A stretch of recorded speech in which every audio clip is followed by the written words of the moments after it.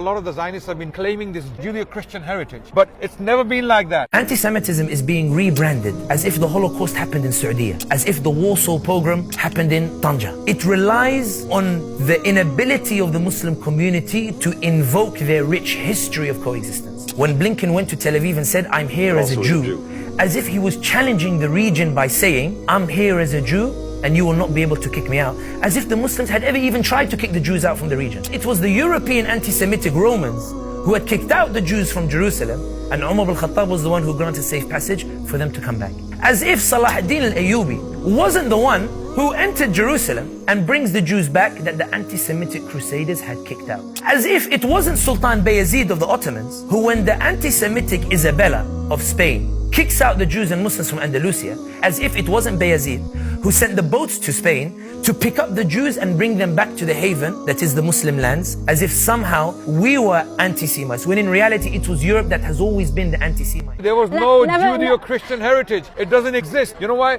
Because the Judeo element was always persecuted in the West. There was never a time in Western history when the Jewish people lived in peace. That wasn't the case in the Muslim world. That is definitely the case in the Christian world. In Christendom, the Jewish people had to move from time to time, from place to place, because they were being banished to the whims of exiled. whichever the monarchy was thinking at the time, essentially. Like King Edward I, the famous Edward the Longshank. That king was responsible for banishing thousands of Jews. English Jewry was completely wiped out. They had to leave England. When they like to put out this narrative, there is a Judeo-Christian coalition that is dealing with this Islamic threat in the world, Islamic extremism, Islamic fundamentalism, Islamic terrorism. This is all a lie.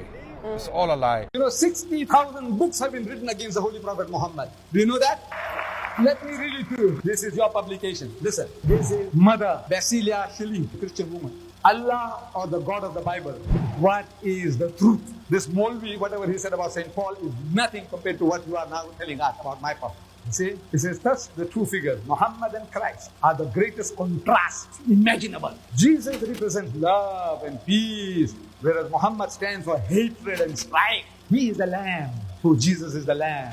Muhammad, however, stands for violence, having led wars, campaigns on behalf of the supposed message from Allah. Muhammad lived for his self-realization. He don't want to horrify people, waste your time. What do you do to my people all over the world? And you are talking like lambs. I said, look, you mean no harm. So now you are behaving like a virgin who has been unjustly treated somehow. You conquered the whole of Africa. You conquered my nation here, this subcontinent, and you enslaved us for 150 years. No? You Christian? No?